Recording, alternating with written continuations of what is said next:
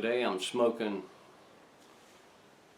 Old Joe Krantz in my Casano. A cheaper pipe, but I just love it. It's the pipe I keep in my vehicle.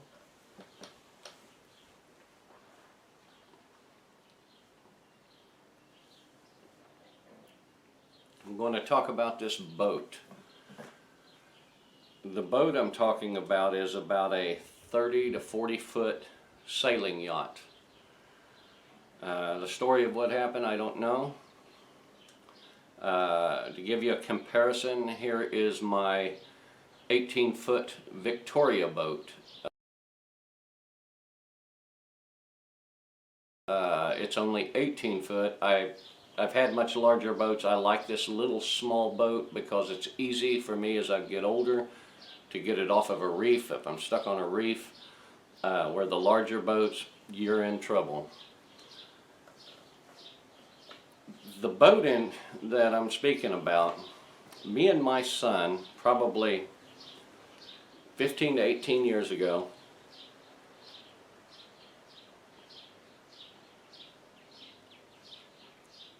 we're exploring some of the outer islands, some of the chain of islands, barrier type islands, and they have cuts through them. And we had spent a lot of time out exploring those islands. We went out to camp overnight and was going to explore another shipwreck.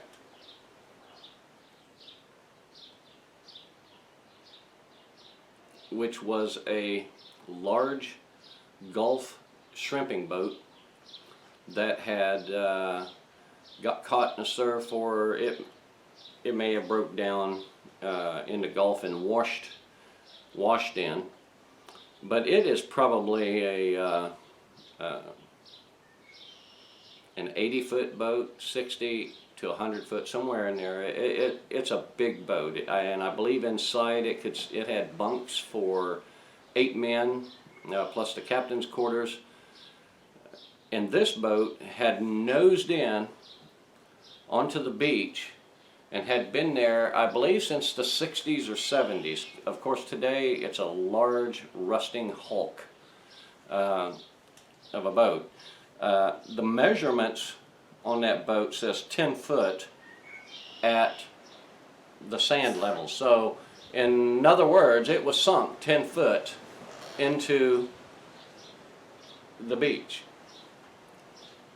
Anyway, we'd go out there and we'd explore those islands and we'd climb all over the wreck and look. It was a big iron ship. I say a ship, it was a large Gulf shrimping boat.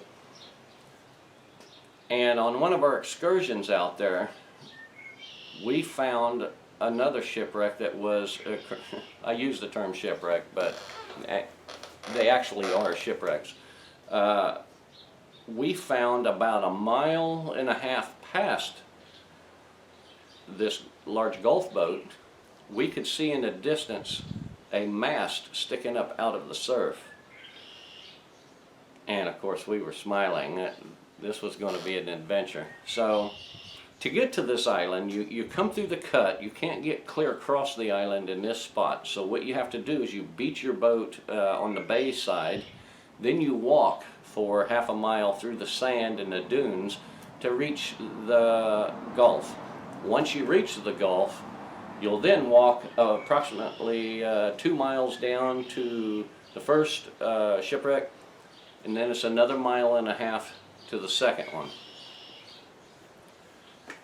We walked down there, we found this thing, we're ecstatic. We're like, it has the mast is still, this is in the surf, and what happened we don't know. And since this was that long ago, we didn't have cameras, especially underwater cameras or waterproof cameras, anything like that. So we immediately made plans for the next weekend to go out there, camp in the dunes, and try to see if we can salvage some of this stuff.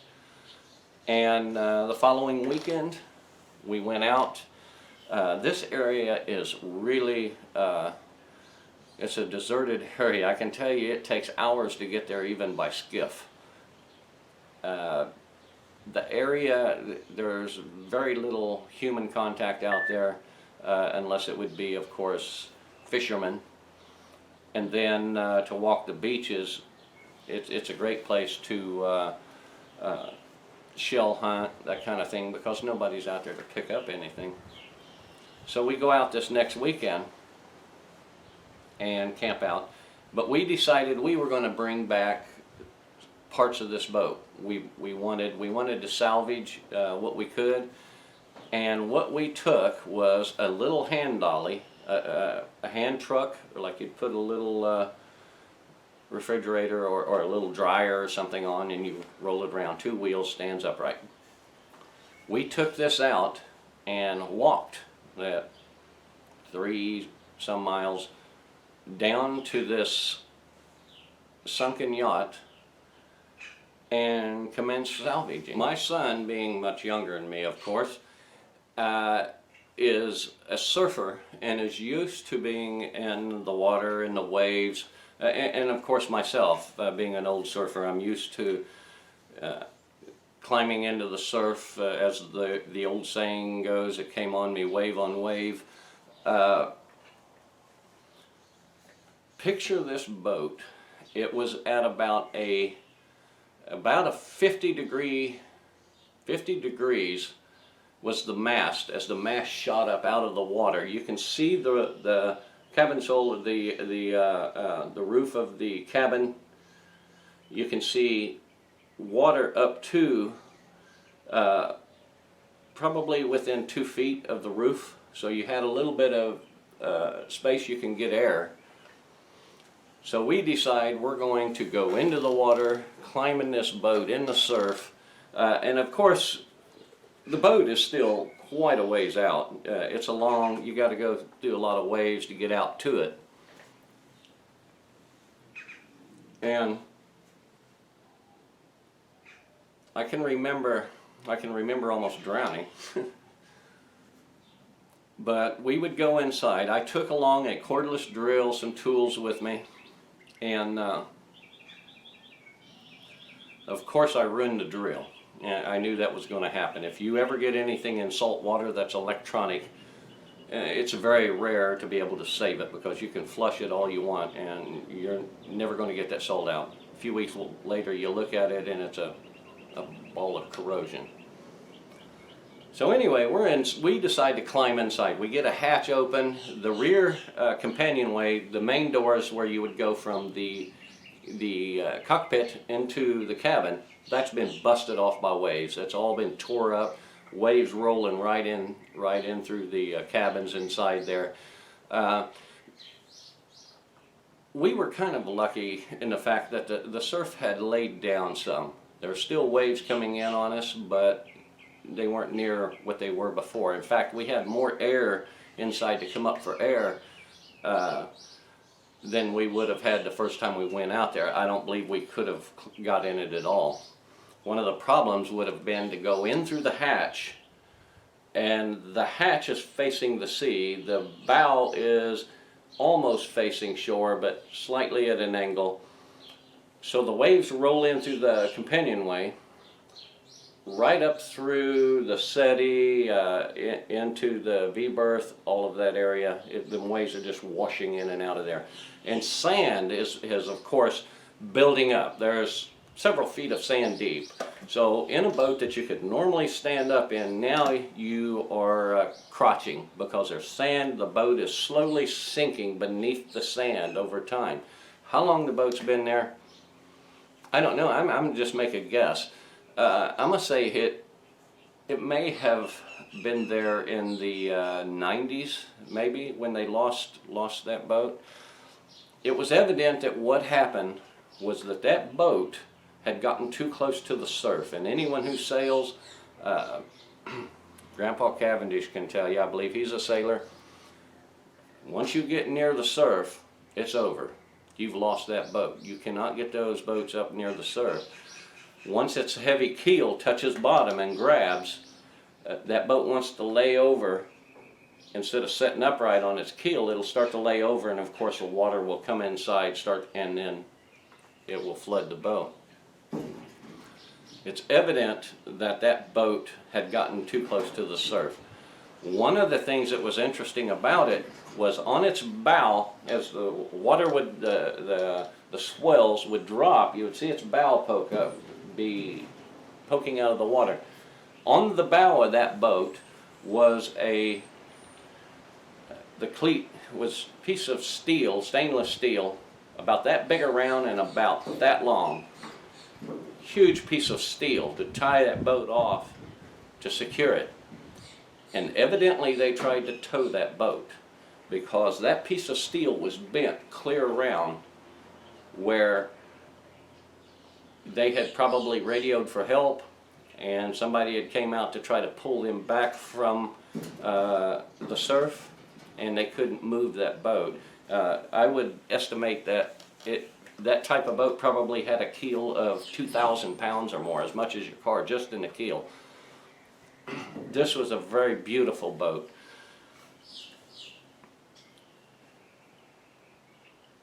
That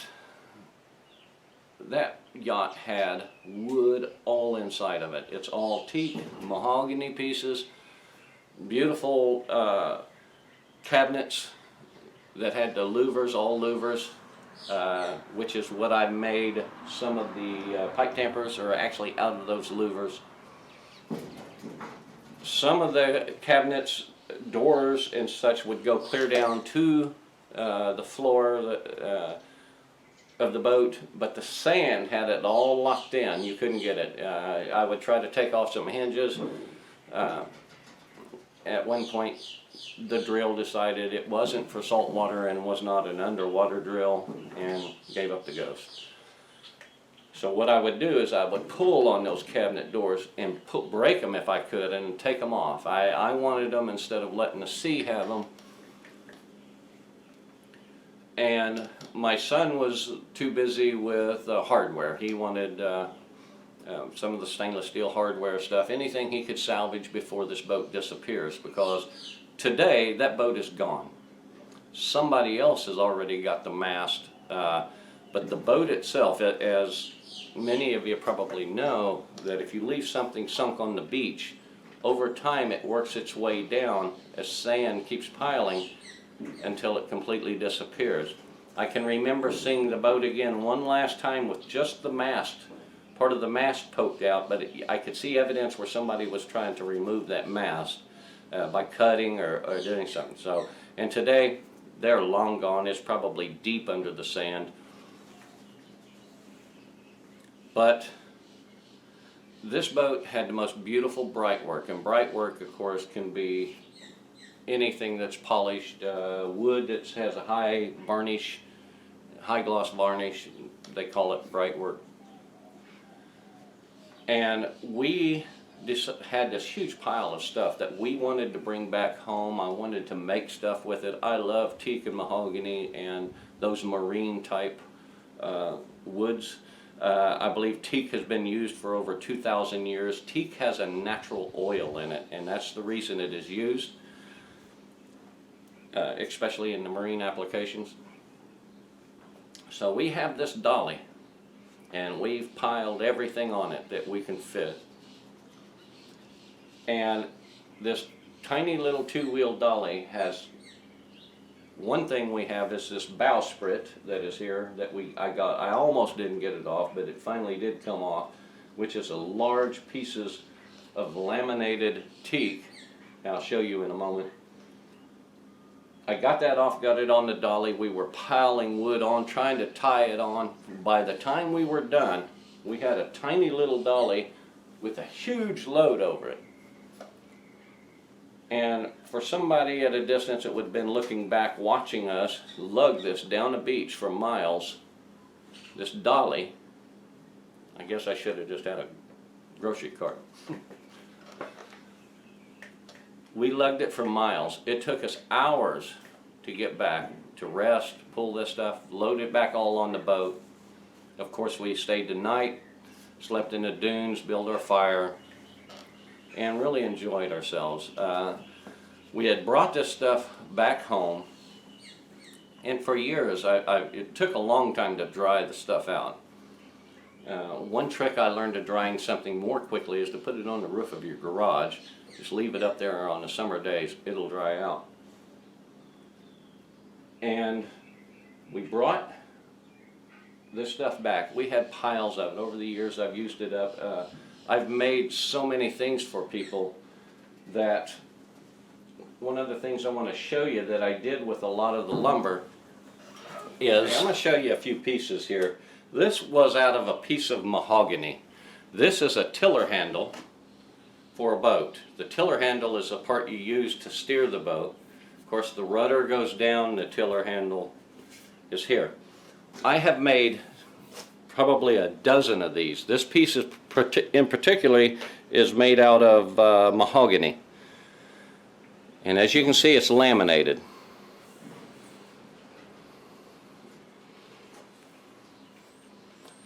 And what I did is I took pieces of this mahogany stock and I run it through a table saw into strips. Of course, made my shape, relaminated it up, and I carved it and routed it into the shapes I wanted. Here is a blank. This is a blank. This one has a lot of teak in it. This is, in fact, I think it's all teak.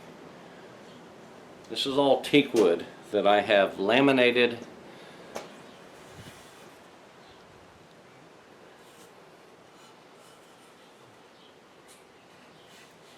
to make another tiller handle out of. I've never finished it, but I have it as a blank, and this is all made from that boat wood. And the kind of pieces that I took off are pieces like this, just little pieces. So you can see some are teak and some are mahogany pieces, depending on what part of the boat they were in. And these are just little trim boards.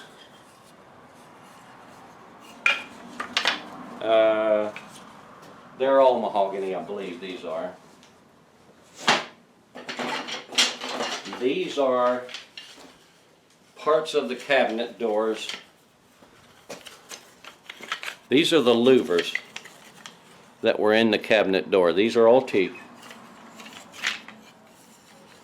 And what I had done is I had laminated these up, glued them, and turned them on the lathe to make different things. Pieces of trim. More pieces of trim. And these are some bottle openers that I had made, and probably a dozen people around the neighborhoods also have these. This is a piece made out of new red oak, and I haven't finished making it. This one is made from that wreck in the surf.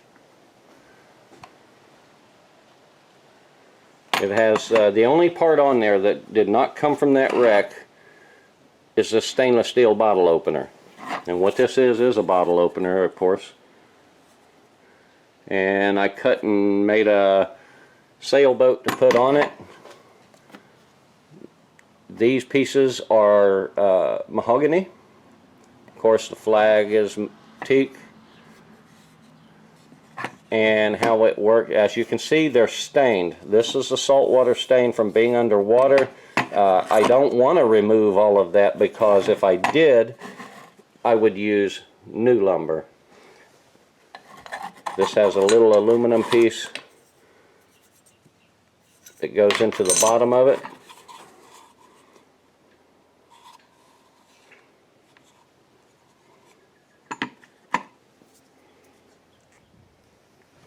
There's a lot of interesting things you can find on the bays and the beaches. For instance, this was a knife. How old it is, I have no idea. But you can see the blade is now corroded with oyster shells someone had lost their blade, their knife, overboard, and over time it was found near a small island in the bay. I found it. Here's what happens to a pair of vice grips that somebody loses. And how bad is it? I don't know. Maybe if we can buff it out and it'll be like new.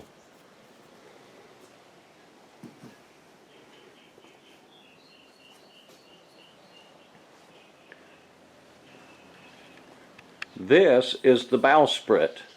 This is the part of the boat you would walk out onto the bow, past the bow. The point, which is the bow, is the front of the boat. You could walk out onto here, pull your anchor up through the roller.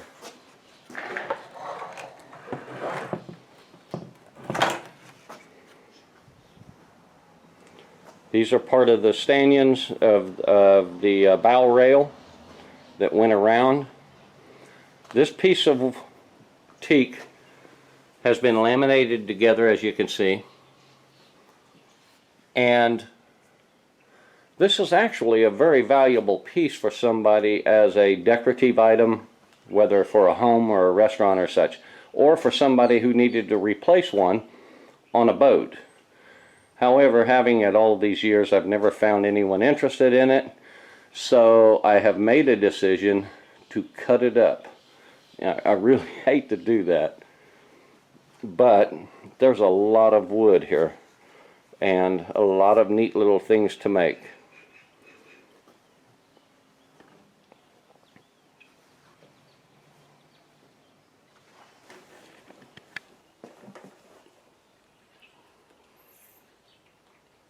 So what makes something treasure? I think it's the value to somebody, whether it be Mel Fisher's gold or my wood. But I do love teak and mahogany. I like to work with it, especially stuff off of boats.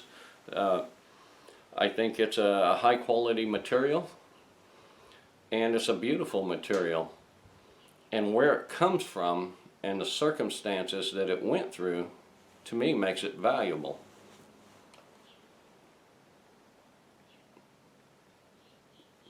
How long it spent in the surf, the story behind what happens when nobody knows. What turned out to be a disaster for somebody. For me, their future projects. And it is sunken treasure. Thanks for watching my video. I hope you enjoyed. I will be getting back with you on the pipe tampers I am making. They are almost finished. They're awaiting varnish. I'm going to use a marine spar on them to keep up with what they were used to having on them. And I have a few people that I'm sending them to. In the meantime, I'm going to work on that stuff, try to get it finished up, and I'll make another video. That video will show exactly the steps of what I did to turn that from old waterlogged sunken yacht wood into pipe tampers, bottle openers, or whatever. But I hope you enjoyed the video, and look forward to talking with you later. Thank you.